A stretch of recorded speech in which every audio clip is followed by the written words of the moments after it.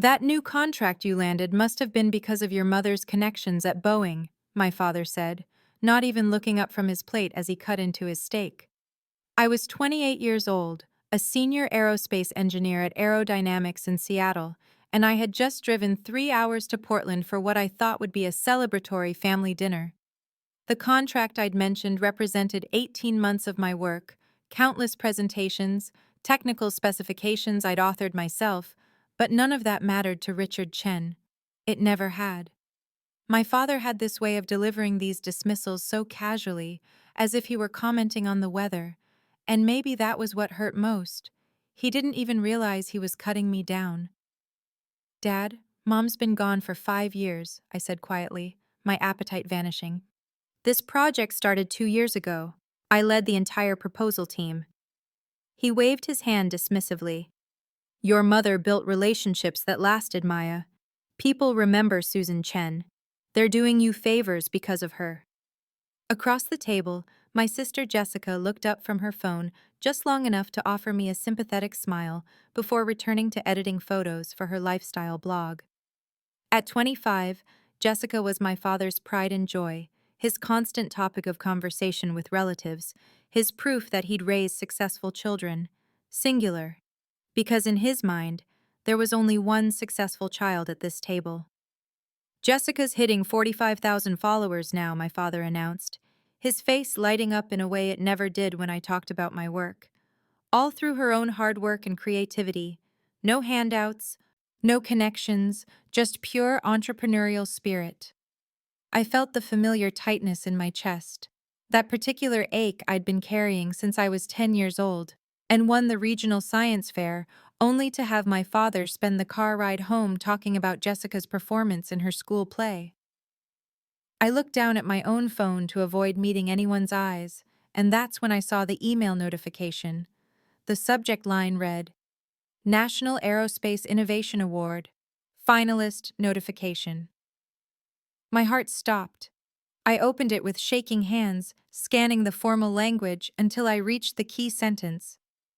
"We are pleased to inform you that you have been selected as this year's recipient. The ceremony would be in Seattle in 3 weeks." This was the most prestigious award in my field, recognizing groundbreaking innovation that advanced the entire aerospace industry.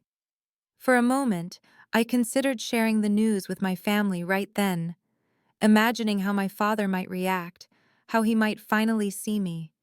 But then he laughed at something Jessica said about a brand partnership, his whole face warm with pride, and I put my phone away. I would tell them eventually. I had to believe that even Richard Chen couldn't find a way to diminish this. I drove back to Seattle that night with the award notification email still glowing on my phone, and for 3 days I wrestled with whether to tell my family at all.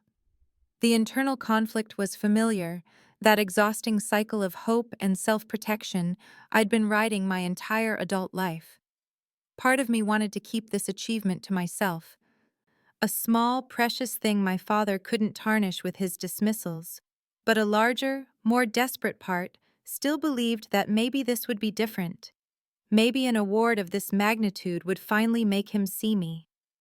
I had graduated from MIT summa cum laude at 22, the first in our family to attend an Ivy League school, and my father's response had been to tell relatives that my mother's former professor had written my recommendation letter, as if my 4.0 GPA and my research on composite materials meant nothing without someone opening doors for me.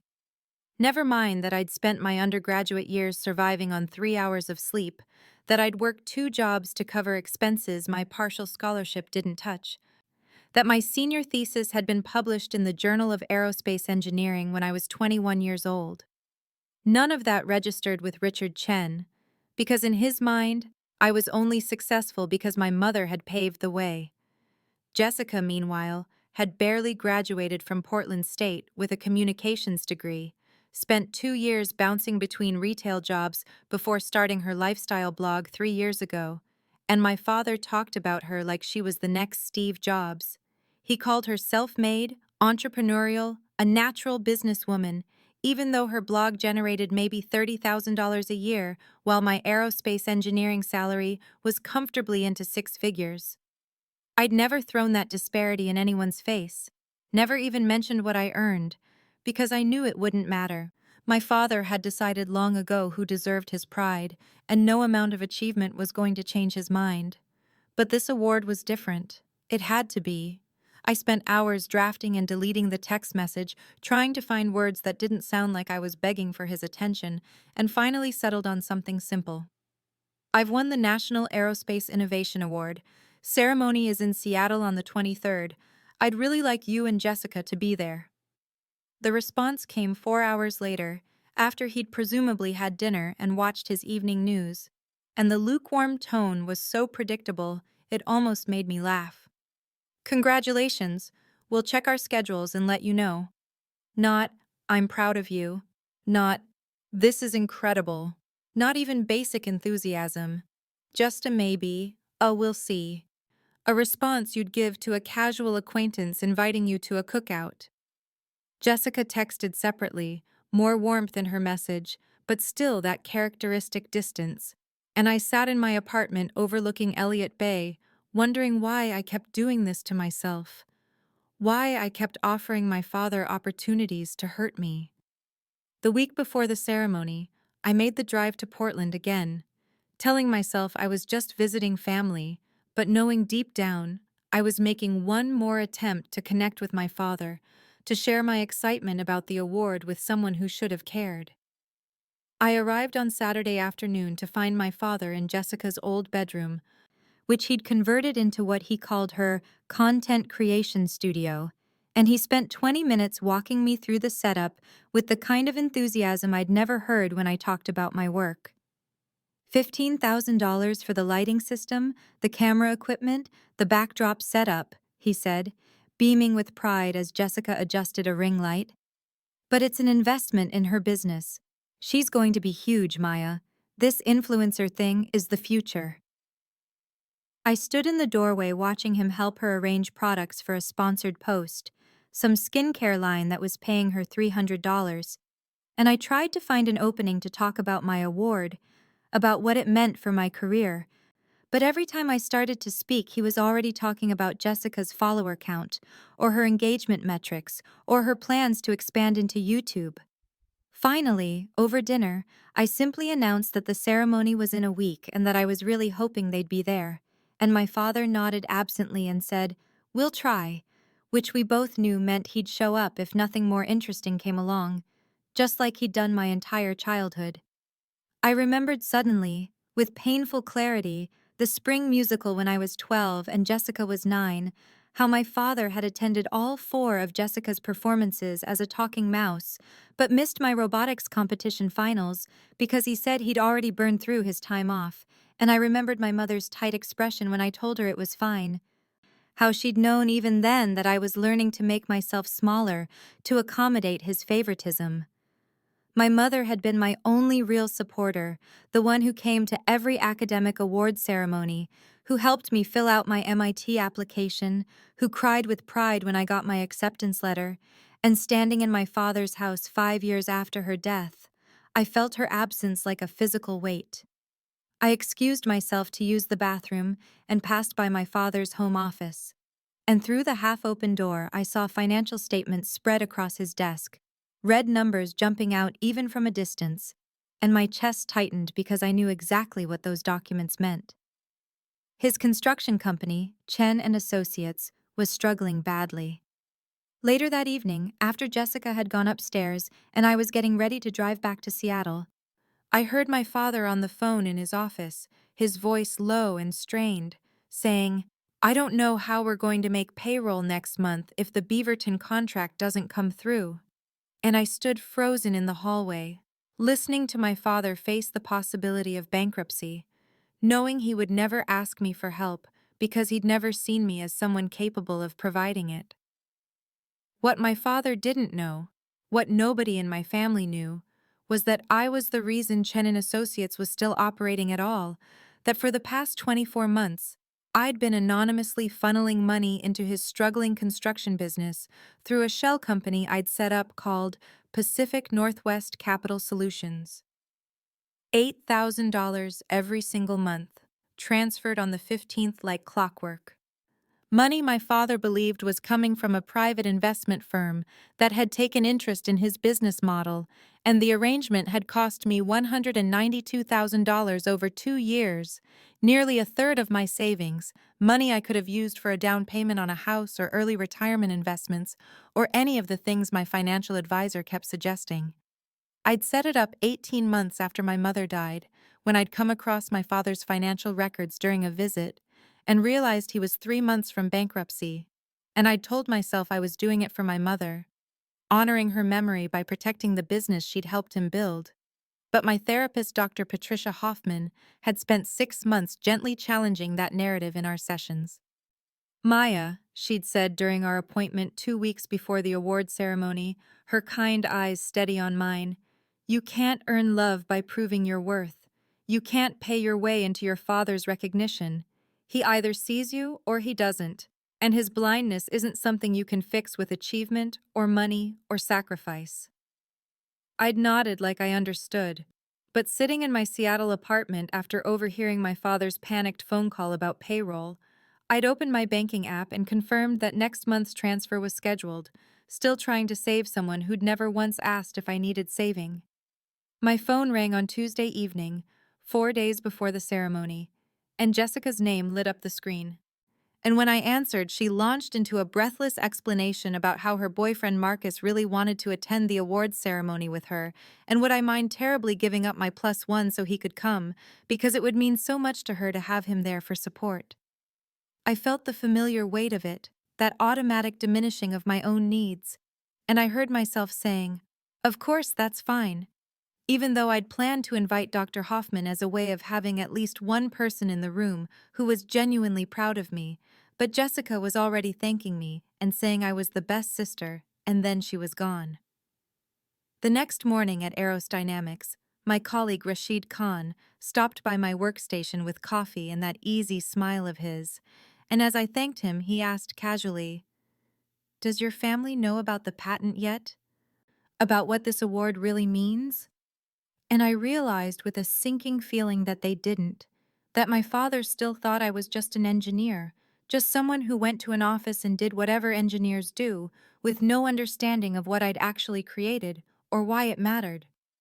What Rashid was asking about, what my family had no idea existed, was the patent I'd been awarded 6 months earlier for a revolutionary ion propulsion system that could reduce satellite positioning fuel requirements by 63%. A breakthrough that had taken me 5 years of research, hundreds of failed prototypes, and countless nights in the lab running simulations until my eyes burned from screen fatigue. The National Aerospace Innovation Award wasn't just a plaque and a handshake, it came with a $250,000 prize. And Aerodynamics had promoted me to lead engineer 3 weeks ago, with a salary that had jumped to $175,000 annually, putting me in the top 5% of earners in my field at my age.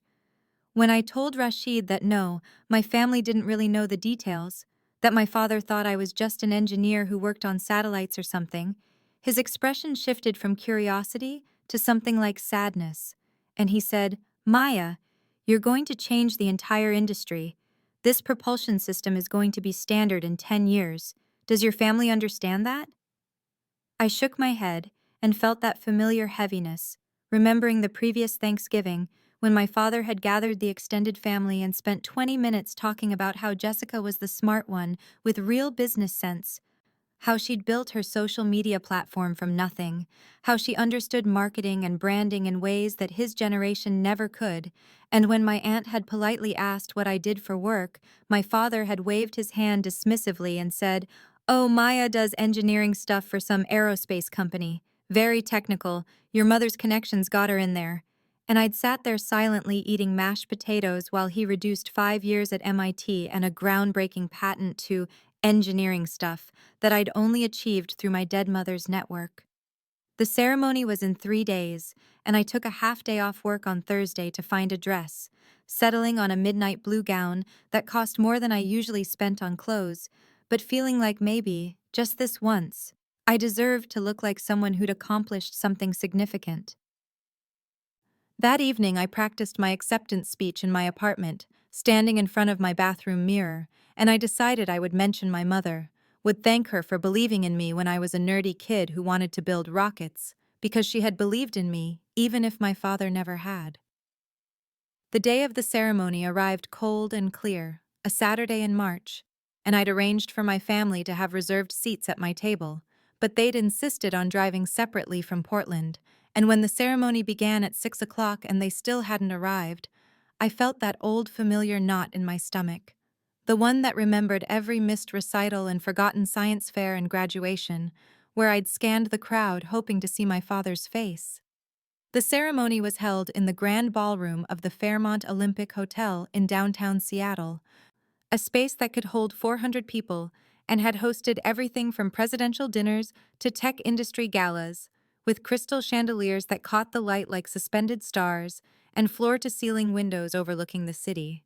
I arrived 45 minutes early, my midnight blue dress feeling both elegant and like a costume I wasn't quite sure I had the right to wear, and I checked my phone compulsively as the room filled with people I recognized from conferences and journals, colleagues from competing firms who nodded respectfully when they saw me, executives from companies whose names I'd known since childhood when I'd first fallen in love with space.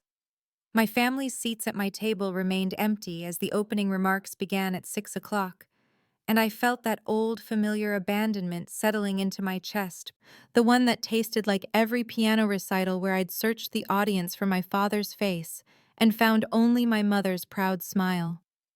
They finally arrived at 6:23, and I knew the exact time because I was checking my phone when I saw them slip through the ballroom doors, my father's face set in irritation as he scanned for our table. And when they reached me, he immediately launched into a complaint about the parking garage being full and having to walk 3 blocks in the cold. Jessica slid into her seat with Marcus trailing behind her, and she was on her phone typing something, probably updating her Instagram story. And when the ceremony director asked for everyone's attention to begin the award presentations, she didn't look up, and my father didn't lean over to tell her to put it away the way he would have if we'd been at one of her events.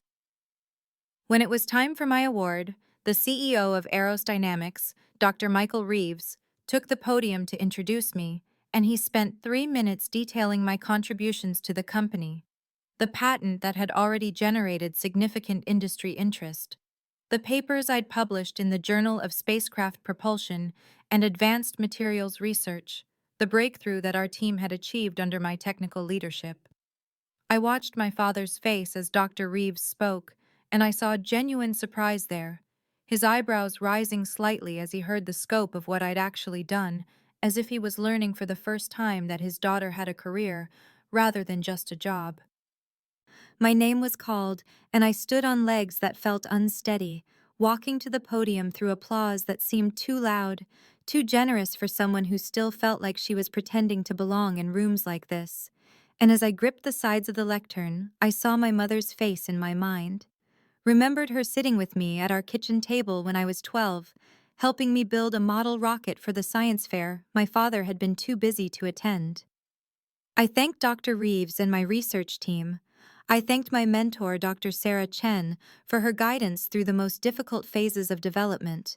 And I thanked my mother, my voice catching slightly as I said her name, for teaching me that the stars were not unreachable if you were willing to do the math. And then I took a breath and said, "This award represents 5 years of research that will reduce satellite launch costs by 40% and fundamentally change how we approach long-duration space missions."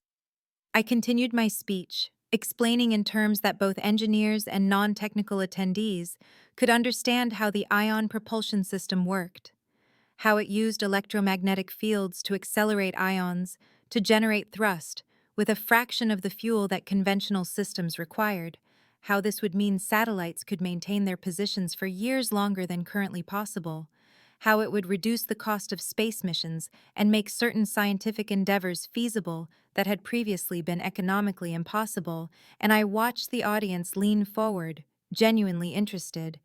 These people who represented the pinnacle of aerospace achievement, listening to me like what I had to say, mattered. When I finished speaking, the applause began immediately, building into something bigger than I'd expected, and within seconds, people were standing, a standing ovation that spread through the ballroom like a wave, 400 industry leaders on their feet for work that I had done, for a breakthrough that had come from my mind and my hands, and my refusal to give up when the simulations failed for the 100th time. I looked toward my table and saw Rashid standing and clapping with genuine enthusiasm, saw Jessica looking around uncertainly, as if trying to gauge whether this was actually impressive, and saw my father still seated with his arms crossed over his chest. His face set in an expression I couldn't quite read, but that definitely wasn't pride.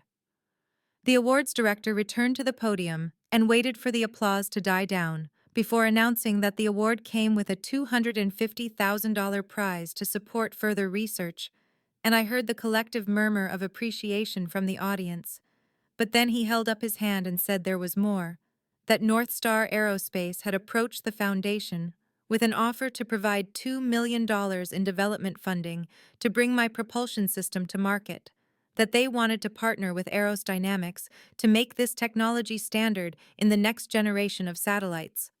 The ballroom erupted again, louder this time, and I saw my colleagues from work on their feet cheering, saw Dr.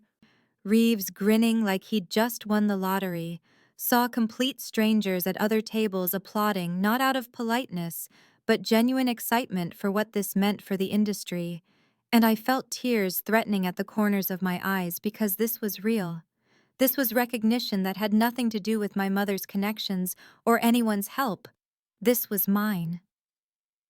I made my way back to the table in a daze, clutching the crystal award in hands that trembled slightly, and as I sat down, my father leaned toward me, and I thought maybe, finally, he would say he was proud, would acknowledge what I'd accomplished, but instead his first words were, "Well, your mother's friend Dr. Patterson probably helped with that research, didn't he?" I remember her mentioning he worked in propulsion systems, and I felt that familiar sting settle in my chest, sharp and hot and so deeply known that it was almost comfortable. But underneath it, something else was stirring, something that felt like anger finally given permission to exist. I opened my mouth to respond, but found the words stuck somewhere in my throat, tangled up with 28 years of trying to earn his approval and failing every single time. So I said nothing and just looked down at the crystal award in my hands, while Jessica leaned forward and said, "That's a lot of money, Maya. You should invest in my platform. I'm almost at 50,000 followers, and with the right capital infusion, I could really scale my brand." And I felt that familiar obligation rising up, the instinct to make myself smaller so she could feel bigger. But before I could respond, a group of colleagues from competing firms approached our table to congratulate me, people whose names I knew from journal mastheads and conference panels, and they spoke to me with a reverence I wasn't used to, telling me how my work was going to revolutionize the industry, asking technical questions about the electromagnetic field configurations and fuel efficiency ratios, treating me like someone whose opinion mattered, whose expertise was valued.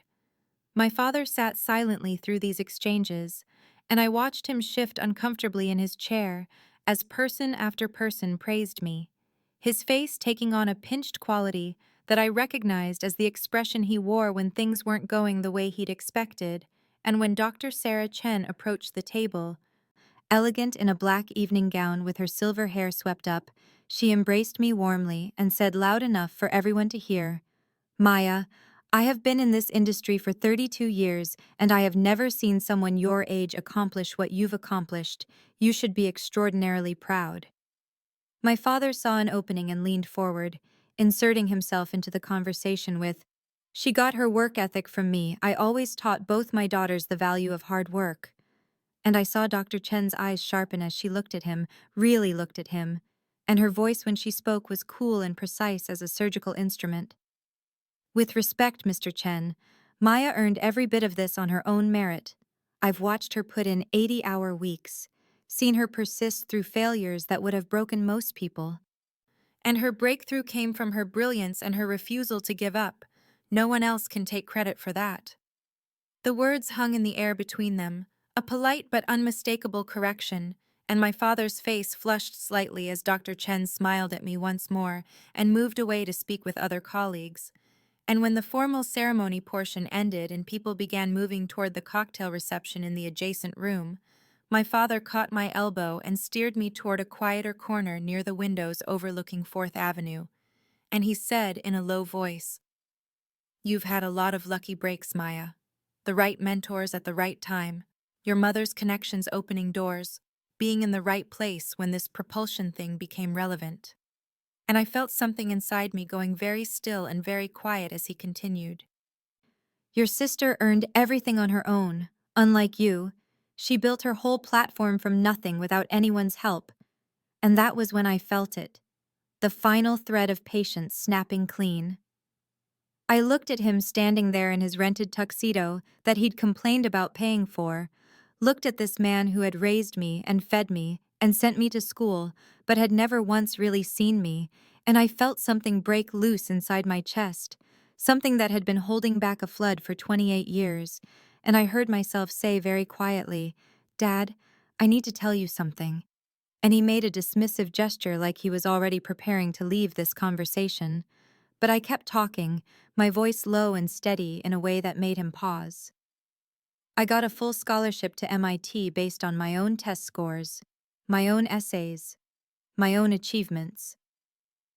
Mom didn't write my application. She didn't call anyone.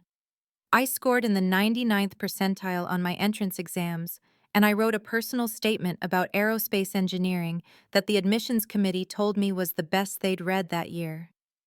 My father opened his mouth to interrupt, but I didn't let him, just continued in that same quiet voice that was gaining strength with every word. "My research has been published in 3 major peer-reviewed journals, and I'm the sole author on 2 of them, not Mom's colleagues, not my professors, me, my name, my work." I saw Jessica watching from a few feet away, her phone finally lowered, actually paying attention, and I felt my voice rising slightly as I said, "I've worked 60-hour weeks for 5 straight years while Jessica was partying her way through college on your dime. While she was figuring out the perfect filter for her Instagram photos, you were funding her apartment and her car and her lifestyle." My father's face was reddening now, and he said, "Anyone can work hard, Maya. That's not the point. The point is, your mother opened doors for you. She introduced you to people who—" And I cut him off, something I'd never done before in my entire life. "Mom died 5 years ago, Dad. 5 years. Everything I've accomplished, everything I've built, the last 5 years of research that led to this award and this patent and this $2 million development deal, all of it happened after she was gone. I did this without her. I did this without anyone." I was shaking now, my hands trembling around the crystal award, and I saw other people in the reception area beginning to glance our way, curious about the intense conversation happening in the corner, but I didn't care anymore about making a scene or keeping the peace or protecting his feelings. "And there's something else you don't know," I said, and I watched his expression shift from defensive irritation to something that looked almost like concern, and I took a breath and prepared to tell him the truth I'd been keeping for 2 years. "I know about the business, Dad," I said, and I watched the color drain from his face in real time, watched his expression shift from defensive anger to something that looked like panic, and he said, "What are you talking about?" But his voice had gone thin and uncertain. "Chen Construction. I know it's been struggling for the past 2 years. I know you've been covering payroll with personal credit cards. I know you took out a second mortgage on the house 18 months ago. I know you were 60 days away from bankruptcy last spring." His mouth opened and closed, and he looked genuinely confused now, the anger replaced by something closer to fear, and he said, "How could you possibly know that?" And I pulled my phone from my evening bag, opened my banking app, pulled up the transaction history I'd kept meticulously documented, and turned the screen toward him. "Because I'm the anonymous investor who saved it," I said, and I watched him stare at the screen, watched his eyes scan the rows of transfers, $8,000 every month for 24 months, and I did the math out loud for him because I wanted him to hear it, wanted the number to land with its full weight. $192,000, Dad. That's how much I've given you over the past 2 years. Through a shell company called Vertex Solutions LLC. Every month, $8,000 deposited into Chen Construction's operating account, listed as contract payments for consulting services you never actually provided. I swiped through the records, showing him dates and amounts and transfer confirmations, and his hand came up like he wanted to take the phone from me, but stopped halfway. And Jessica had moved closer now, her eyes wide as she looked between us, and she said, "Maya, what is he talking about?" But I kept my eyes on our father. I knew the business was failing. I saw the documents when I visited 2 years ago. You left them on the kitchen table. And I couldn't let it go under because Mom built that business with you, because it was her legacy too, and because despite everything, despite the way you've treated me my entire life, you're still my father. I watched shame begin to color his face, watched him understand what I was telling him, and I continued. So I set up the shell company, made it look like legitimate contract work so you wouldn't question it, and I kept your business afloat while you stood at family dinners and told everyone that Jessica was the successful one, the one with real business acumen, the one who knew how to make money. Other people at the reception were definitely watching now. I could see them pretending not to look while they absolutely were looking, and I didn't care anymore about the scene we were making or who might overhear. I kept you from bankruptcy while you dismissed every single thing I accomplished, I said. And my voice was steady and clear, and I felt powerful in a way I'd never felt around him before. I have always earned my own way. Every single thing. My father's face was still cycling through expressions, shock and shame and confusion all fighting for dominance, and he finally managed to say, "Why didn't you tell me?" And his voice had a desperate quality to it, like if he could just understand the reasoning, then maybe this would all make sense. Maybe he could find a way to make this not be his fault. I looked at him, and I felt exhausted suddenly, bone-deep tired in a way that had nothing to do with the long evening or the emotional confrontation, and I said, "Would you have believed it was really my money, Dad? If I'd told you 2 years ago that I wanted to invest in your business, would you have accepted it as my own earnings? My own success?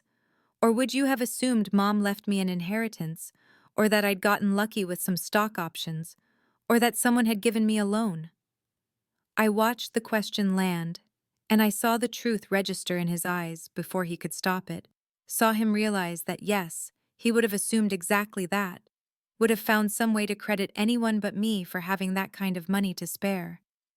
The truth of it hung in the air between us, and Jessica said quietly, "Maya, I didn't know Dad's business was struggling," and she looked genuinely shocked.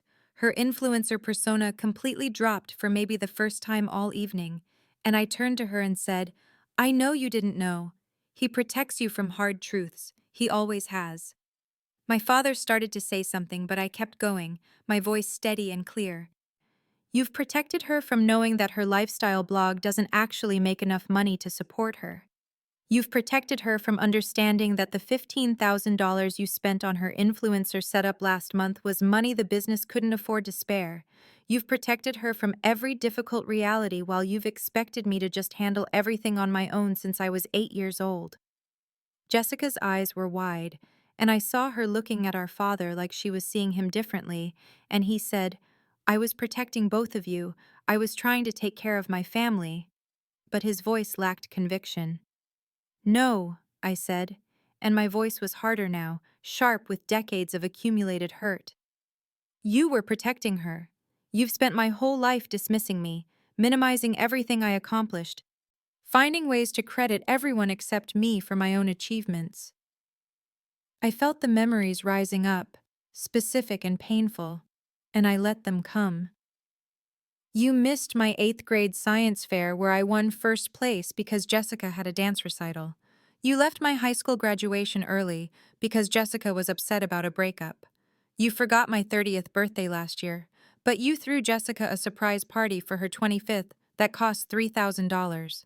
You told Aunt Linda that Jessica was the one with real business sense while I was sitting right there at the table. You've introduced me to your friends as my daughter the engineer, and Jessica as my brilliant daughter who's building an empire. Each memory was another cut, and I watched him flinch with every one, watched him unable to deny any of it, because we both knew it was all true, and I saw Rashid approaching from across the room, his expression concerned, and I felt a wave of gratitude that someone had noticed I might need support. Rashid reached us, and I saw the concern in his eyes as he took in the scene. My father looking gutted and angry and confused all at once, Jessica standing off to the side with her arms wrapped around herself, and me standing there in my evening gown with my phone still in my hand showing records of nearly $200,000 in transfers, and I managed to give Rashid a small smile and said, "Rashid, this is my father, James Chen, and my sister Jessica." And I heard my voice sound surprisingly steady, given that I felt like I was vibrating apart from the inside. Rashid extended his hand to my father and said, "It's wonderful to finally meet you, Mr. Chen. Your daughter is the most brilliant engineer I've worked with in 15 years in this industry." And he said it with such genuine warmth and admiration that I saw my father automatically take his hand and shake it, even though he looked completely lost. And Rashid continued, turning to include Jessica. "Maya's propulsion system is going to fundamentally change how we approach satellite deployment. You must be incredibly proud. She's going to change aerospace history." The words hung in the air, and my father's hand dropped back to his side, and he opened his mouth but nothing came out, and the silence stretched long enough that it became obvious he didn't know what to say, couldn't find the words to agree or to claim pride he hadn't shown. And I saw Rashid's expression shift slightly as he picked up on the tension he'd walked into. I touched Rashid's arm lightly and said, "Thank you. I just need a few minutes, okay?" And he nodded and squeezed my hand briefly before stepping away, and I said to my father and Jessica, "I need some air," and I walked toward the terrace doors without waiting to see if they'd follow. The November night was cold, and I stepped out onto the stone terrace overlooking the city, the lights of Seattle spreading out below in patterns of white and gold, and I wrapped my arms around myself and breathed in the sharp air and felt the adrenaline starting to fade, leaving me shaky and exhausted. I heard the terrace door open behind me, and I knew without turning that it was my father, could tell by the heavy footsteps and the particular way he cleared his throat, and it struck me that this was unusual, that normally he would have let me go, would have stayed inside and waited for me to come back and pretend nothing had happened. He stood next to me at the railing, not touching, leaving 2 feet of space between us, and for a long moment, neither of us spoke, just stood there looking out at the city lights, and finally he said, "I didn't realize. I never thought," and his voice trailed off like he couldn't figure out how to finish the sentence. I turned to look at him and I said quietly, "You never thought I was as good as Jessica." "I know, Dad. I've always known." His eyes were wet, and I saw his jaw working, and he blinked several times rapidly, and it was the first crack I'd ever seen in his armor, the first time I'd seen my father look like he might actually cry.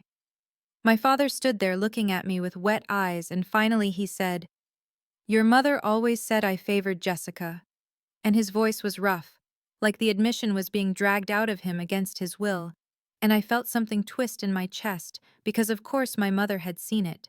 Of course she had known and had tried to tell him, and he hadn't listened even to her. "Mom was right," I said, and my voice was steady even though I felt like I was breaking apart inside. "She saw it. Everyone saw it but you, Dad. Aunt Linda saw it. Uncle Robert saw it. My teachers saw it. Jessica's teachers saw it. The only person who didn't see it was you, because you didn't want to see it." He looked down at his hands gripping the terrace railing and said, "Jessica reminded me of my sister, of Amy, and she died when she was 23, and I think I just wanted to protect Jessica from everything, from any kind of pain or struggle." And I heard him trying to make sense of it, trying to find a reason that would make it okay, and I said, "So you punished me for being competent?" You decided that because I was good at school and good at taking care of myself that I didn't need a father? That's not a reason, Dad. That's an excuse. He flinched at my words and said, I thought you didn't need my approval. You were so strong. Even as a little girl, you were so capable and self-sufficient, and Jessica was always struggling with something, always needing help. And I thought you were fine on your own. And I felt tears sliding down my face now, cold in the night air. I needed my father, I said, and my voice broke on the words. I always needed you to see me, to be proud of me, to show up for me. I needed you at my science fair and my graduation and my birthday. I needed you to tell your friends I was brilliant instead of just Jessica. I needed you to believe in me the way you believed in her. Being strong didn't mean I didn't need you, Dad. It just meant I learned how to survive without you. We stood there in the cold, and I saw his shoulders shaking slightly, and realized he was crying, actually crying.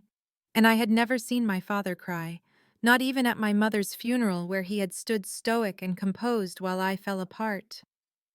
The money you gave, he said after a long moment, his voice thick. Why would you help me when I treated you this way?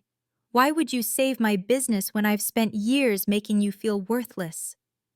I wrapped my arms tighter around myself and looked out at the city lights and said, because you're my father, because despite everything, I love you, and because Mom would have wanted me to take care of you, to make sure you were okay, and I couldn't let her down even if you let me down every single day.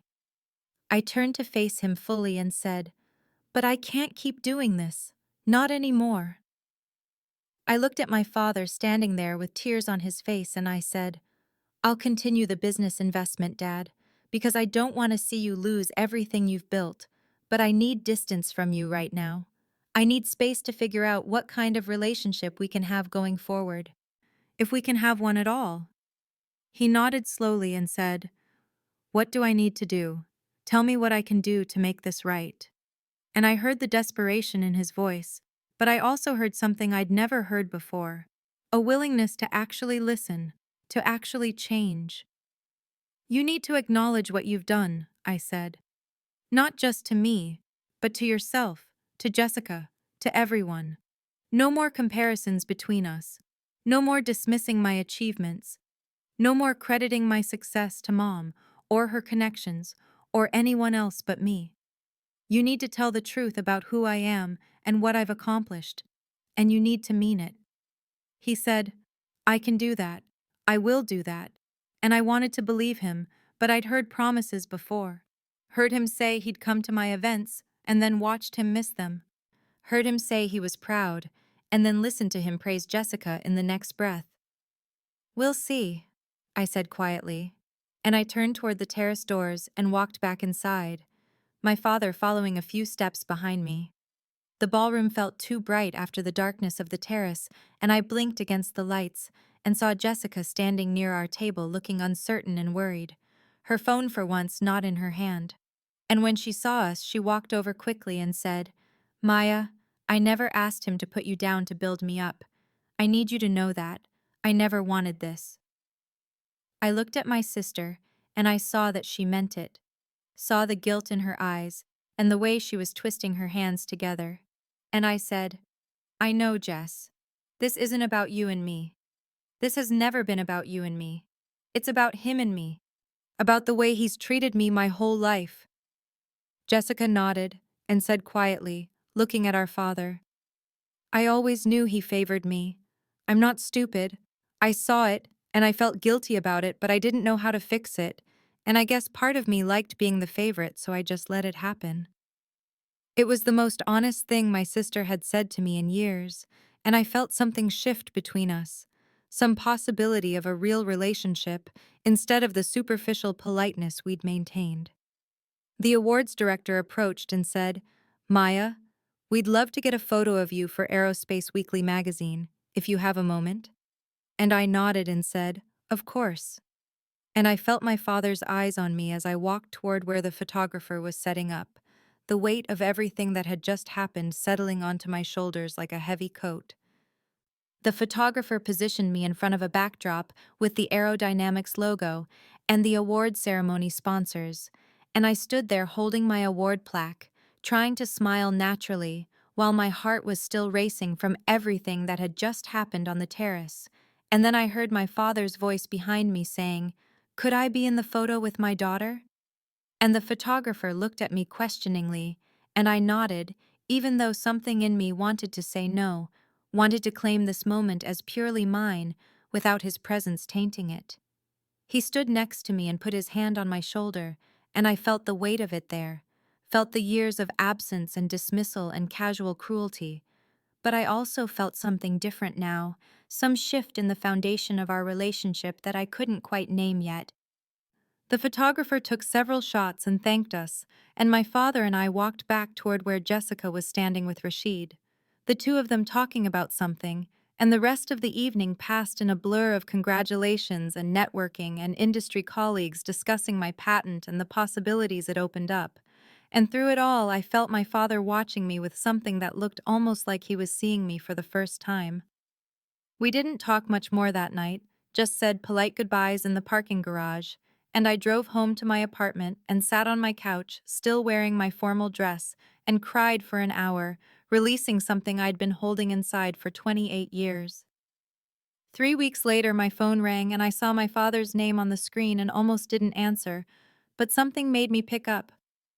And he asked if I would meet him for coffee, and his voice was different somehow, quieter and more uncertain than I'd ever heard it.